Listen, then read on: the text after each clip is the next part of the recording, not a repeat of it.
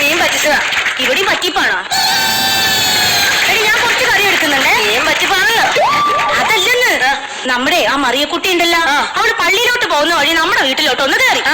അപ്പൊ ഈ ചട്ടിക്കകത്ത് കറി ഇരിപ്പുണ്ടേ. അപ്പൊ എന്നോട് ചോദിക്കുവാണേ, ഇത് എന്നതാ കറി, മീനാണോന്ന് ചോദിച്ചിട്ട് കൈ ഇടലും കഴിഞ്ഞു, ദേ ഇതുപോലെ നക്കലും കഴിഞ്ഞു. പിന്നെ ആ കറി വല്ലത്തിനും കൊള്ളുകൂടി. ഇതൊന്നും കൊള്ളൂലല്ലോ. അപ്പൊ ഞാൻ ഈ കറി എടുത്തു വെച്ച് പോകുന്നുണ്ടേ. പിന്നെ പോത്തില്ലയോ? ഞാൻ പുറത്ത് വെക്കാടി. അയ്യോ, ആ പോത്തല്ല, കറി വെക്കുന്ന പോത്ത്. അതല്ല പോത്ത്. അങ്ങനെ ഞാൻ പുറത്ത് വെക്കാം. അങ്ങനെ പിന്നെ പോത്ത് വെക്കുമ്പോഴേ കുരുമുളക് ഇട്ട് വെക്കണേടി. എനിക്ക് അതാ ഇഷ്ടം. അയ്യോ, എന്താ ഇത് എവിടുന്ന എന്റെ കർത്താവേ ഈ ഓറഞ്ചൊക്കെ? കടേന്ന്.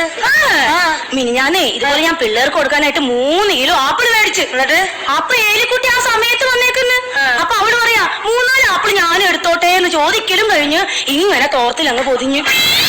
എന്നാ ചെയ്യാനാ? പിന്നെ നമുക്ക് വേണ്ടാന്ന് പറയാൻ പറ്റുമോ?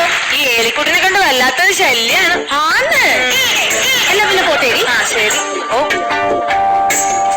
എന്റെ കർത്താവേ, ഞാൻ എന്നാത്തിനാ വന്നത്?